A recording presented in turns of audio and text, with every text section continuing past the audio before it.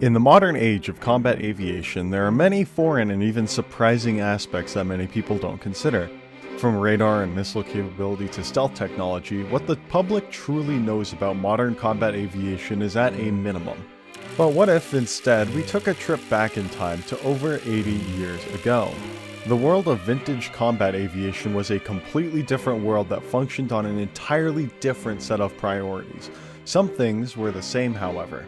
A few core values, per se, of fighter aviation have stuck ever since the first aircraft fights to ever occur. And this is the plane we'll be using to show it off, the Monsoon. But what makes the Monsoon so special?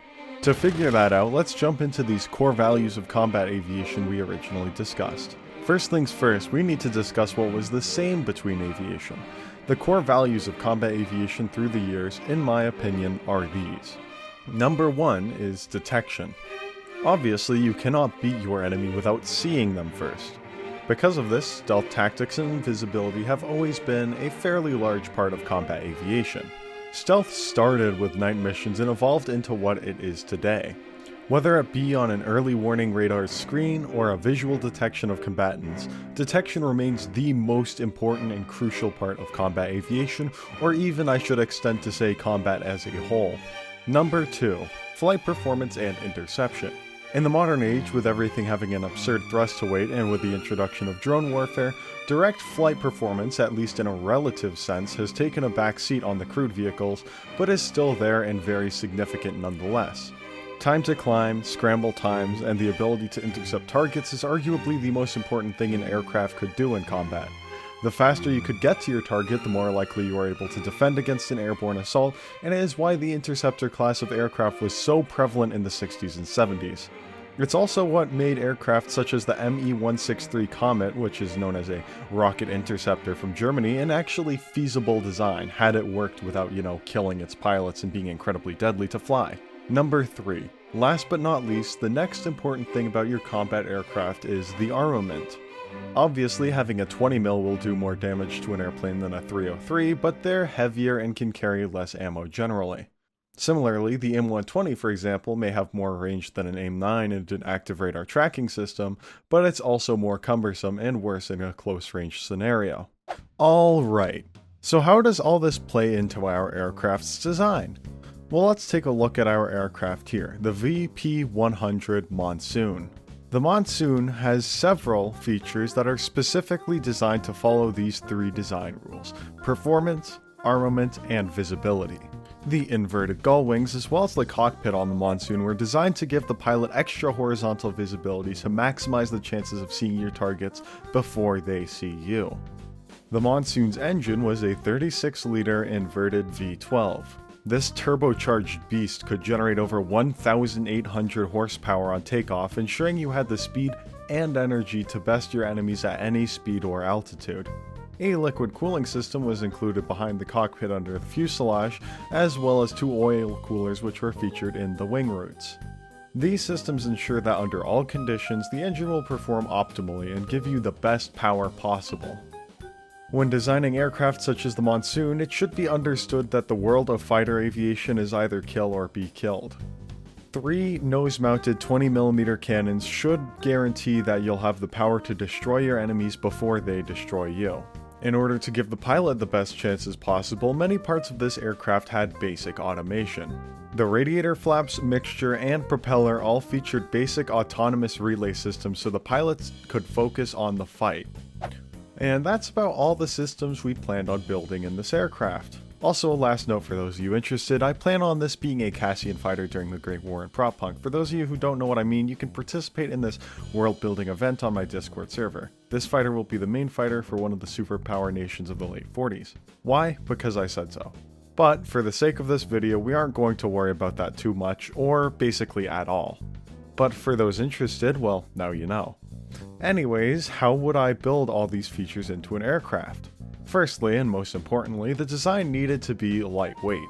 In the modern age, weight isn't the number one concern, but in the vintage age of dogfighting, weight reduction was an absolute priority. Most planes utilized a lightweight, semi-monocoque fuselage in which the fuselage structural support was usually aluminum to lighten the aircraft as much as possible. Despite literally having thousands of horsepower, these planes often weighed only 2 or 3 tons in order to give the best power to weight possible. This not only increased the rate of climb, but also the general power to weight and maneuverability. There is often zero disadvantage to making a plane lighter, so designers often went for the lightest weight possible without actually sacrificing any of the other features. Our aircraft's final weight ended up being approximately 2.8 tons, with a full tank of gas, full ammo, and of course all the armament options. Well, all the options excluding like bombs or drop tanks or anything. Anyways, moving on, the landing gear was a traditional tail dragger setup, as this was the easiest way to prevent prop strikes without increasing the complexity of the design, as well as reducing weight over a tricycle design. In order to include the landing gear folding into the wings, I made the actual wings invisible and blanketed the exact shape of the wings with a fuselage piece. This not only made the wings appear smoother for the curve of the gull wing, but it also allowed me to make the landing gear fold into the wings without looking like it was clipping through. A very useful trick for when you guys will get Flyout. Fully timed landing gear panels and flaps were also included to cover up the landing gear when retracted, making the plane as aerodynamic as possible. The propeller was a pretty simple 3-bladed propeller setup. In real life, as well as Flyout, increasing the pitch of the blade close to the center was required in order to keep the incidence angle, or the angle at which the air hits the blade, equal across the whole thing. Think of your propeller like a wing, right? A wing needs to have a specific angle to generate lift. Too little and it won't generate any, and it could even start to generate downforce, sort of like the wing on a car. Too much and it'll stall and you will lose all of your lift. A propeller is no different from these wings and needs to maintain an incidence angle of approximately 5 degrees all the way down in order to generate optimal lift. According to basic laws of geometry and angular versus linear velocity, the inside of the propeller is moving significantly slower than the outside of the propeller. That means as you move forwards, the air hitting the inside is going to have a far different angle than the air hitting the outside of the blade. In order to counter this, the inside of the blades were angled up to 40 degrees delta alpha from the tips. This made it at almost all speed ranges from approximately 50 knots to about 250 knots. The incidence angle was as close to equal across the blade as possible. The power plant of this aircraft was also pretty impressive. As mentioned earlier, it featured a 36-liter liquid-cooled inverted V12. Using 100-octane leaded fuel, this engine pushed over 1,800 horsepower on takeoff. In an interesting setup that was used commonly in aircraft, the turbochargers were designed to perform above the maximum manifold pressure of the aircraft. Essentially, this means at lower altitudes, extra air is bled out of the engine's intake manifold to prevent pre-ignition. At higher altitudes, however, the air is bled less and less proportionally due to the decrease in pressure. Personally, I refer to this as overboosting, and it essentially allows your engine to gain extra performance at higher altitudes as the air pressure entering the engine stays the same at almost every altitude. Basically, this means where your naturally aspirated engine is going to start to lose power due to the reduction in pressure, the pressure in your overboosted engine is going to remain the same until a significantly higher altitude. So it is proportionally more powerful at altitude. And this is why aircraft such as the Spitfire, P-51, and Bf-109 perform so well at high altitudes despite the air being so thin. Next, 2 guns were mounted above the prop and controlled by a synchronizer gear as to not shoot the prop, at least theoretically. 1 gun was mounted in the middle in the center of the prop. Using this setup, I had enough room for 3 nose-mounted 20mm cannons, each with 300 rounds of ammunition. This setup also ensured that weapon convergence would not be an issue. If it were wing-mounted, for example, the convergence would be an issue and you may need to angle your guns inwards slightly to hit the enemy so they don't just go on either side of them.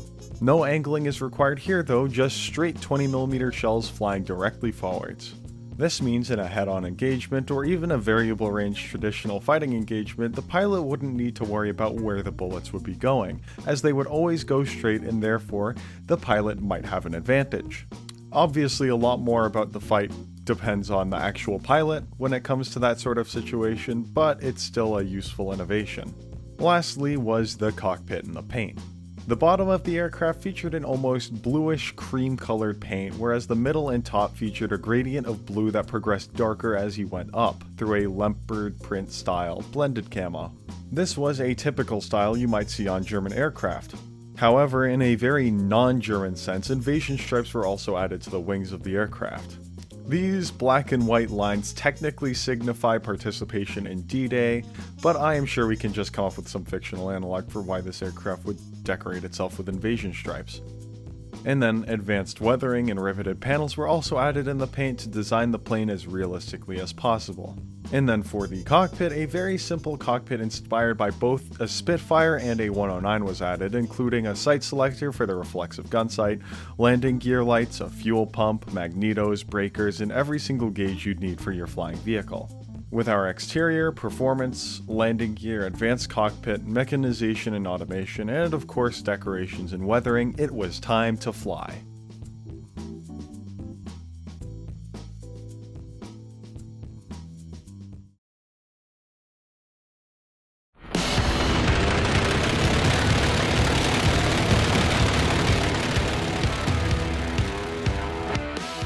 This is the VP100 Monsoon. Combining performance, visibility, and armament.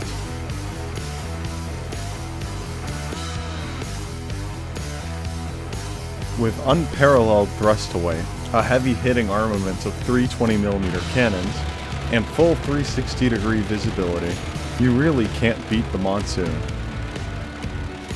Come check it out in the description below. I'll be posting it to my hangar in the Flyout server. So when you guys get the game, you can mess around with it just as much as I would.